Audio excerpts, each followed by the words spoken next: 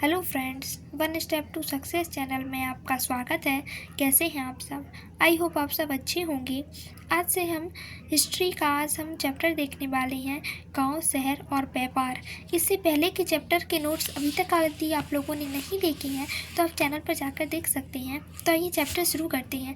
सबसे पहले हम इसमें लोहे के औजारों के विषय में जानेंगे। तो इस उपमहाद्वीप में लोहे का प्रयोग लगभग 3000 साल पहले शुरू हुआ। महापाषाण कब्रों में लोहे के औजार और हथियार बड़ी संख्या में मिले हैं। करीब 2500 वर्ष पहले लोहे के औजारों के प्रयोग का प्रमाण मिलता है, जैसे कुल्हाड़ियों तथा हलों के फाल शामिल हैं। इसमें कृषि उत्पादन बढ़ाने के लिए उठाए गए कदम, जिसमें सिंचाई प्रमुख था। तो इस समय सिंचाई के लिए नहरें, कुएं, तालाब तथा कृत्रिम जलाशय बनाए गए थे। वहीं गांवों में कौन लोग निवास करते थे?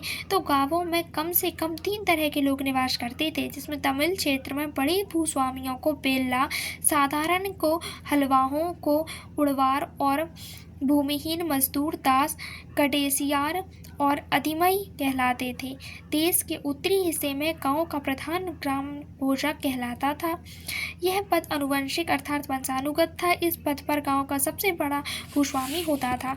वहीं राजा द्वारा कर वसूलने की जिम्मेदारी ग्राम भोजक की होती थी। यह न्यायाधीश तथा पुलिस का कार्य भी किया करते थे। वहीं ग्राम भोजकों के अलावा अन्य स्वतंत्र किसान भी होते थे, जिन्हें गृहपति कहते थे। वहीं कुछ छोटे किसान भी हुआ करते थे। आगे है दास कर्मकार, जिनकी अपनी जमीन नहीं होती थी, वे दूसरे की जमीन पर काम कर जीविका चलाते थे।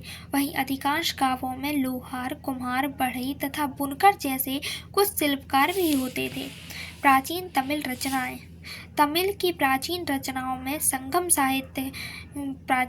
को संगम साहित्य कहा जाता है। इनकी रचना 2300 वर्ष पूर्व हुई है।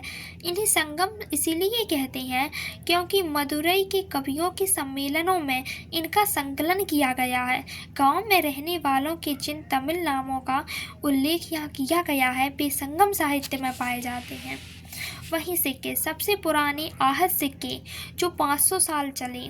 चांदी या तांबे के सिक्कों पर विभिन्न आकृतियों को आहत कर बनाए जाने के कारण इन्हें आहत सिक्के कहा जाता है। नगर अनेक गतिविधियों के केंद्र, जिसमें पहला है मथुरा। 2500 साल से ज़्यादा समय से महत्वपूर्ण नगर रहा यह, क्योंकि यह यातायात और व्यापार के 2 मुख्य रास्तों पर स्थित था। शहर के चारों ओर किलेबंदी थी। इसमें अनेक मंदिर भी थे। मथुरा बेहतरीन मूर्तियां बनाने का केंद्र था। लगभग 2000 साल पहले मथुरा कुषाणों की दूसरी राजधानी बनी। वहीं मथुरा धार्मिक केंद्र भी रहा। यहाँ बौद्ध विहार और जैन मंदिर है। यह कृष्ण भक्ति का एक महत्वपूर्ण केंद्र था। मथुरा में प्रस्तर खंडों तथा मूर्तियों पर अनेक अभिलेख मिले हैं। इन अभिलेखों में सोनारों, लोहारों, बुनकरों, टोकरी बुनने वालों, माला बनाने वालों और इत्र बनाने वालों के उल्लेख भी मिलते हैं। वहीं शिल्प और शिल्पकारों की बात करें तो पुरा स्थलों से शिल्पों के नमूने मिले हैं।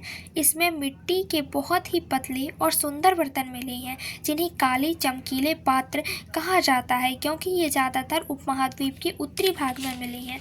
वहीं कपड़ों का उत्पादन बहुत महत्वपूर्ण था। उत्तर में वाराणसी तथा दक्षिण में मदुरई इसके लिए प्रसिद्ध केंद्र थे। यहाँ स्त्री व पुरुष दोनों ही काम किया करते थे। वहीं अनेक शिल्पकार तथा व्यापारी अपने संघ बनाने लगे थे, जिन्हें श्रेणी कहते थे। तो शिल्पकारों की श्रेणी का कार्य था प्रशिक्षण देना, कच्चा माल उपलब्ध कराना तथा तैयार माल का वितरण करना। और व्यापारियों की श्रेणी का कार्य था व्यापार का संचालन करना, बैंकों के रूप में कार्य करना, लोगों के पैसे जमा करना तथा धन का निवेश लाभ के लिए करना। वहीं दूसरा शहर था अरिकामेडु, पौंडीचेरी। 2200 से 1900 साल पहले यहाँ एक पतन था। यह ईंटों से बना ढांचा मिला है, जो शायद गोदाम था। यहाँ भूमध्य सागरीय क्षेत्र के एन्फोरा जैसे पात्र मिले हैं। शराब या तेल जैसे तरल पदार्थ रखे जा सकते थे उसमें।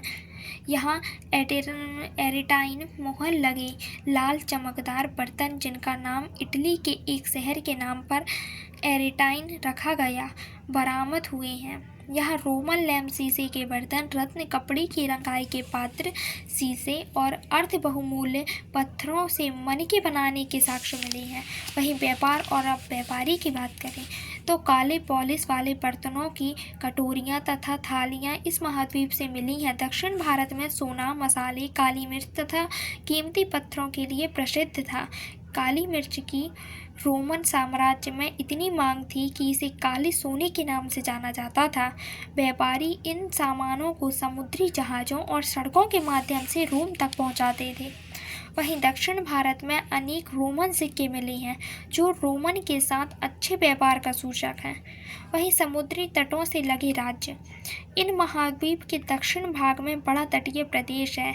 इनमें बहुत से पहाड़, पठार और नदी के मैदान हैं, जिसमें कावेरी का मैदान सबसे उपजाऊ है। संगम कविताओं में मूवेंदार की चर्चा मिलती है। यहाँ एक तमिल शब्द है जिसका अर्थ 3 मुखिया है। इसका प्रयोग 3 शासक परिवारों के मुखिया के लिए किया जाता है, जो है चोल, चेर तथा पांड्य। 2300 साल पहले दक्षिण भारत में काफ़ी शक्तिशाली माने जाते थे। ये मुखिया लोगों से कर की अपेक्षा उपहारों की मांग करते थे। वहीं ये शुल्क से प्राप्त कुछ धन अपने पास रख लेते थे, शेष अपने समर्थकों, नाते रिश्तेदारों में बांट दिया करते थे। अनेक संगम कवियों ने उन मुखियाओं की प्रशंसा में कविताएं लिखी हैं। चैप्टर कंप्लीट हो गया है, एक बार और देखते हैं।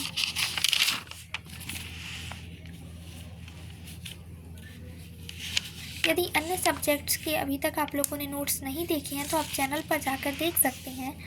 और यदि आपको नोट्स पसंद आए हों तो वीडियो को लाइक, शेयर और चैनल को सब्सक्राइब करना ना भूलें। अगला चैप्टर हम नेक्स्ट वीडियो में देखेंगे।